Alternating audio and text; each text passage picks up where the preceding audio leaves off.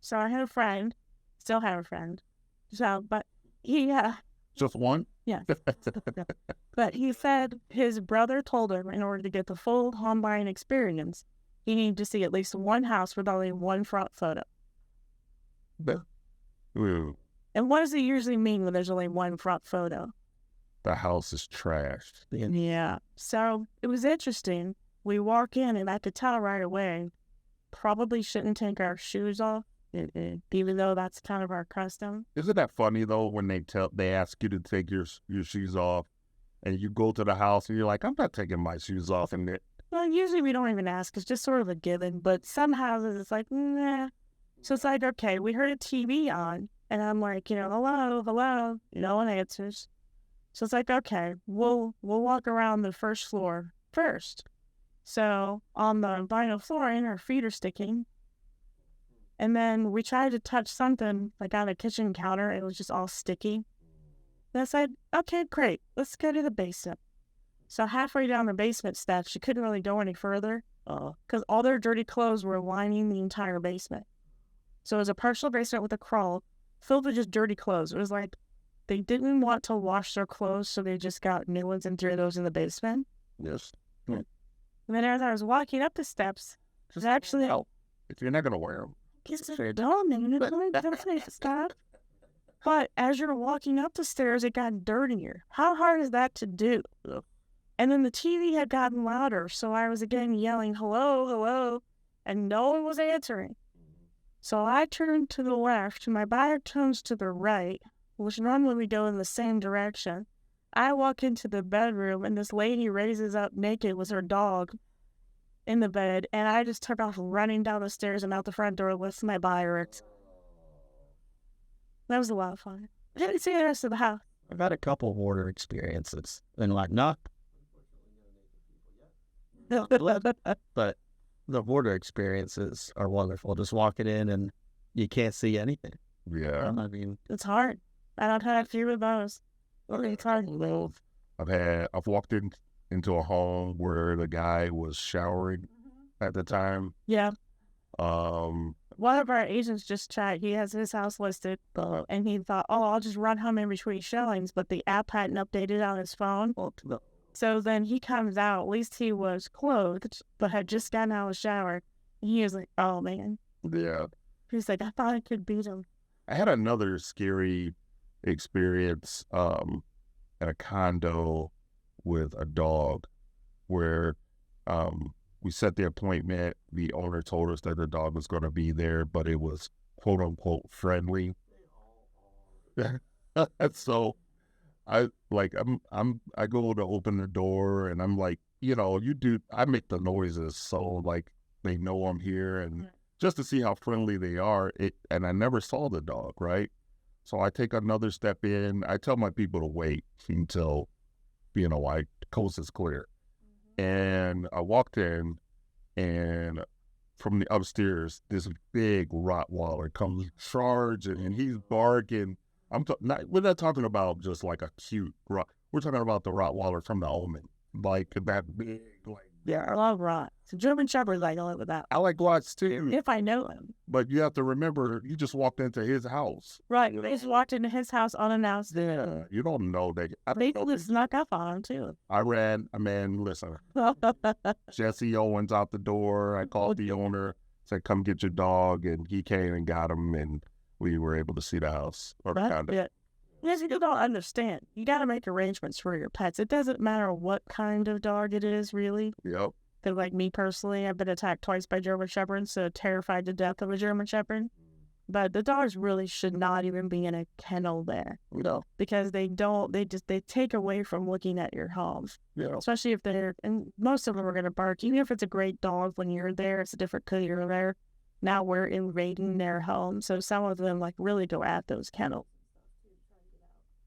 And then you get people who are dog lovers too, and they just want to look and pet the dog instead of look at the actual house. Sadly, me, I've been stressed a bit. unless it's a German Shepherd. Yeah, I'm not instructed in a whole different way.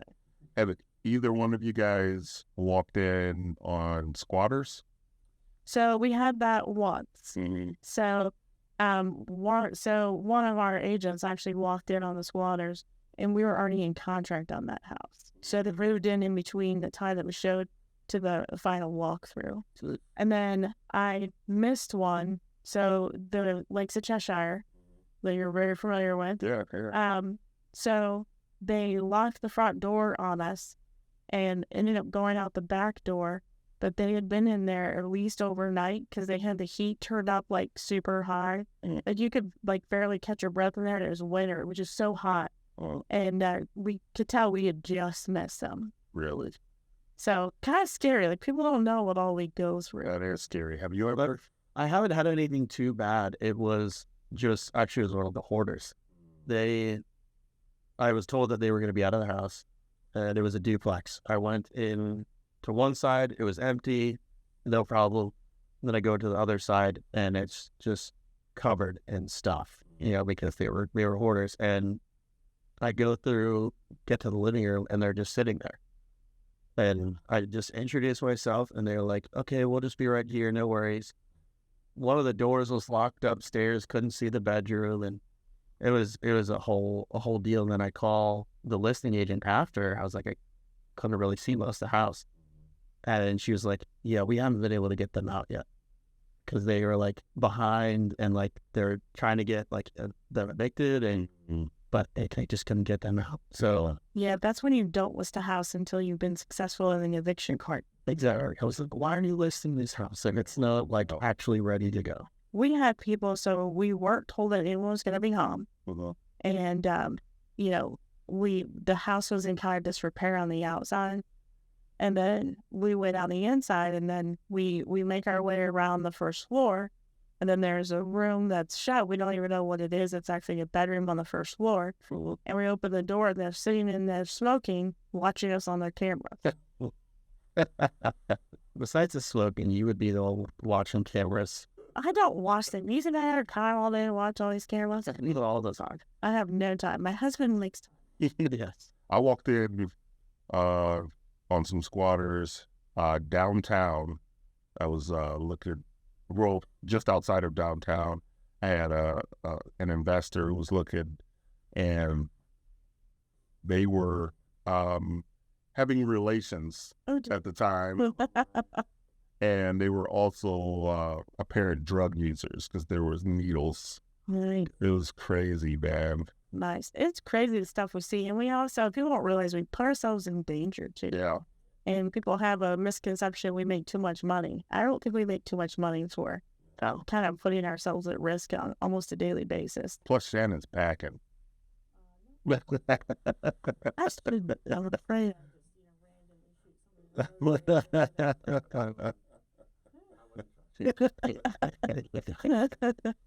don't need a gun or power tools. I don't trust myself with power tool. I like my two. That's what I always for. You put them. And I just like 10 fingers. That's why I can't do power tools. I have to keep all of my. I got you. I have like this big old policeman flashlight, but I don't show properties like that anymore. So No, show whatever. Yeah, I just don't have. It's a referral idea. Yeah, I just don't have the opportunity. I haven't had the opportunity. It's not that I won't, but I just, that thing. If I go across somebody's head with that, it's pretty rough. I had like a sketchy listing appointment, and I called in for someone who's licensed and carries, so they went with me. Yeah. Yeah. Just feel a little safer. Yeah. And, because I was meeting 2 men and 2 pit bulls. Yeah. So, yeah, man, I never think about that because obviously I'm not a woman. But yeah, that part of it, Like I told Jonathan, like we were walking around downtown Boston. I'm like, I've never been afraid here before, and now I don't have to be either because they're not gonna mess with me with you. Nah, man. He walked in, and I was like, I was looking at her face. I mean, earlier, like, who is that? yeah, I know. I was like, I better chill out, man. That dude's slapping me. He's been working out.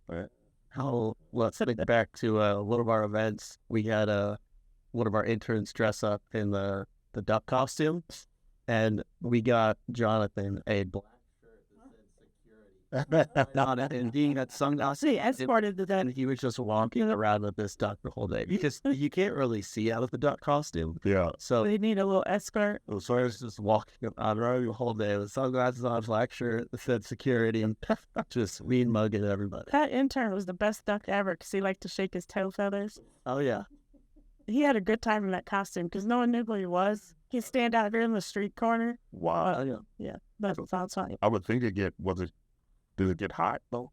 Yeah, he didn't seem to mind. He was a little guy. Oh, okay. Yeah.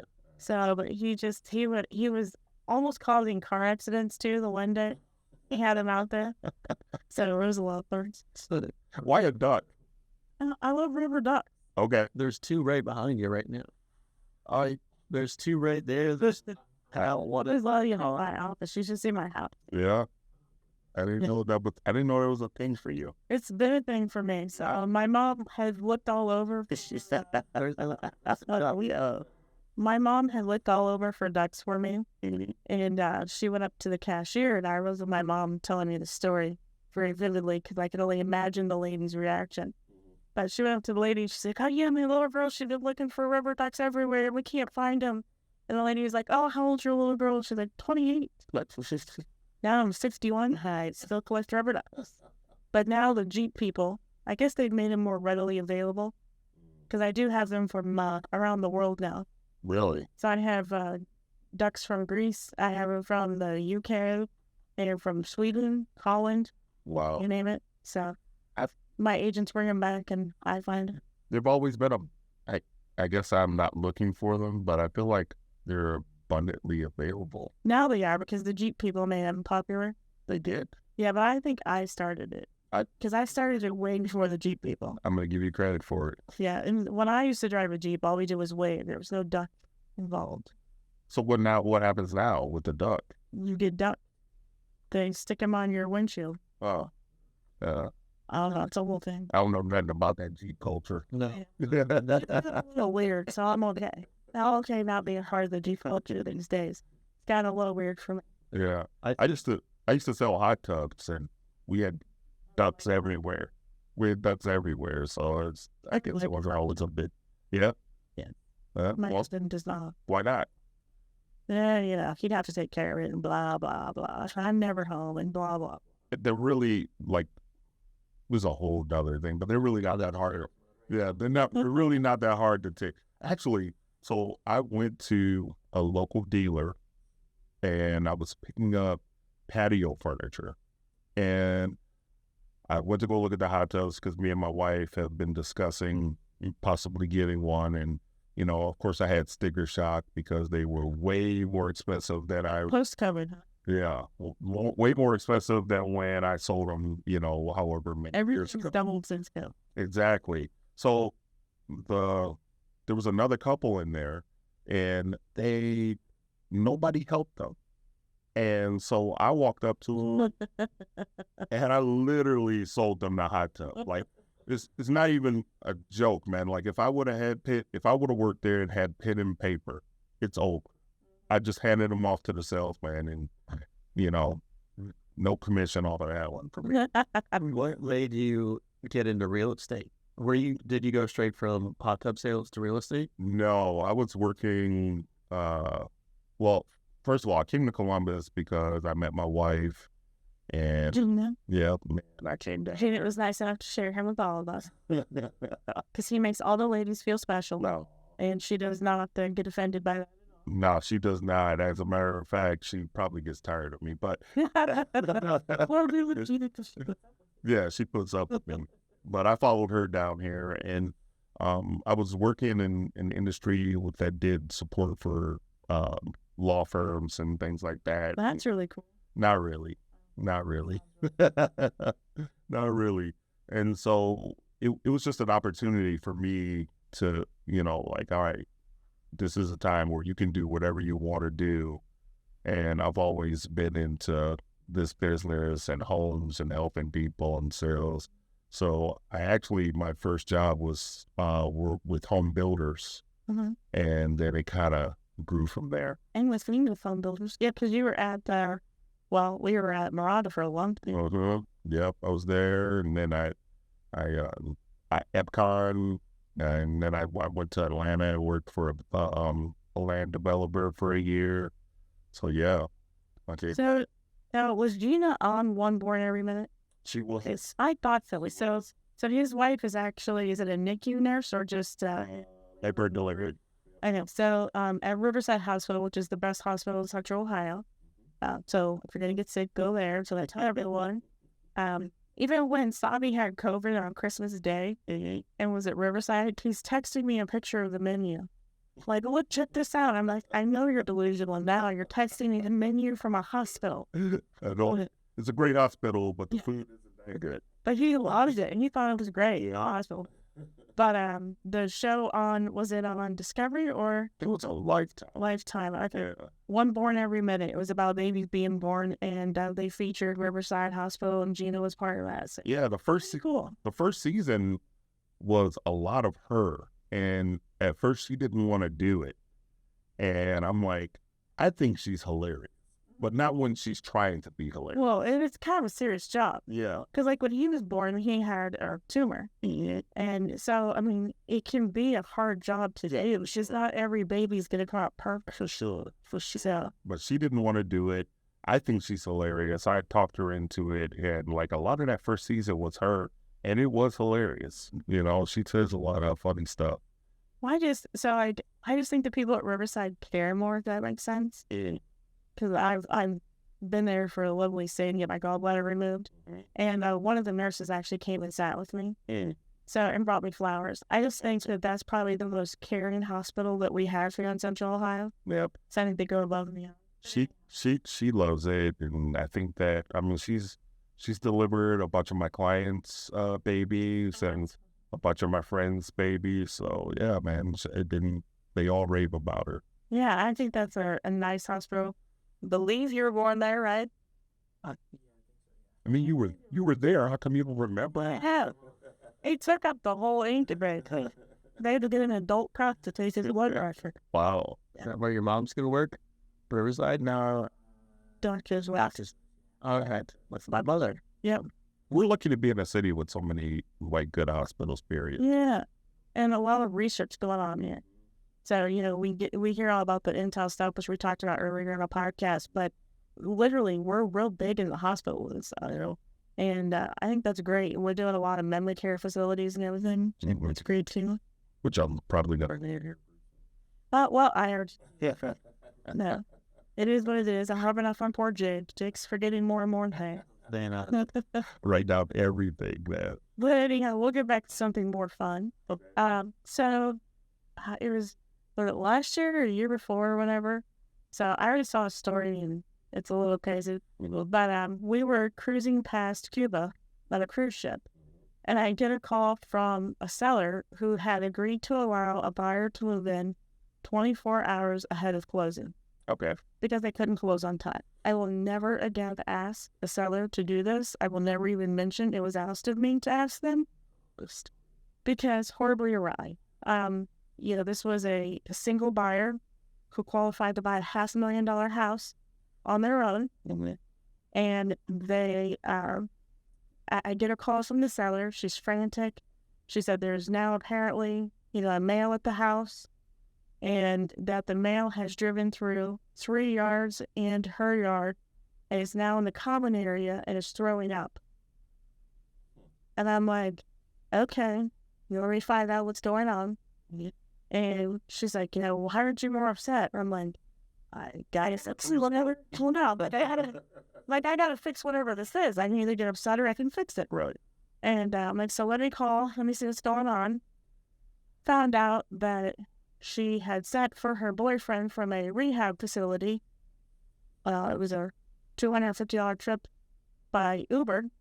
And apparently he'd taken her car keys and gotten some drugs and actually ended up ODing across the street. Oh. So in front of kids and everything else. What? And then she refused to close for several more days Wow. because she didn't like her interest rate. Should I mention the call I got about 2 weeks later? Not sure. There's no names involved. This was recent. Last year. Oh, Wow. So a couple weeks later, and now I just want to mention that my aunt was right around the corner. But we're not gonna say where. No, I'm going to say right around the corner from that house that she's talking about. Did she sell them? It's a straight They're all right. I'm at Busch Gardens with my cousin. So I get a call from my aunt, who was out on her morning walk and decides to call me and tell me that there are police outside the house again for, I guess, the second time in a few weeks. And it's happened several more times. Yes. So I get update. Yeah, I called her, Shannon, a few minutes later and said, the police outside again. And she was like, what is going on? So it's it wasn't just a one-time thing. Yeah. And it's happened several more times since, but it is what it is, and not my client. But I never asked a seller to ever do that again. My dad didn't ask them to do it. I told them what the risks were, but they were like, well, they feel bad because it's a single mother. And they were like, if she qualifies to buy the home, she's already got money at the title company, don't see any problems with it. And I'm like, well, I've seen closings go wrong at the closing table, so you never know. And he said, no, it should be good. But then in hindsight, the seller and I both looked back and we're like, okay, well, when they moved into that house, it was a total shit show too. So it was fitting that they go out that way. Well, and moving out was fun because that was I looked at a couple of years ago, because then they moved to another state, and then I just moved them to Medina. Yeah, that was a fun one to help sell, because I remember I did an open house there.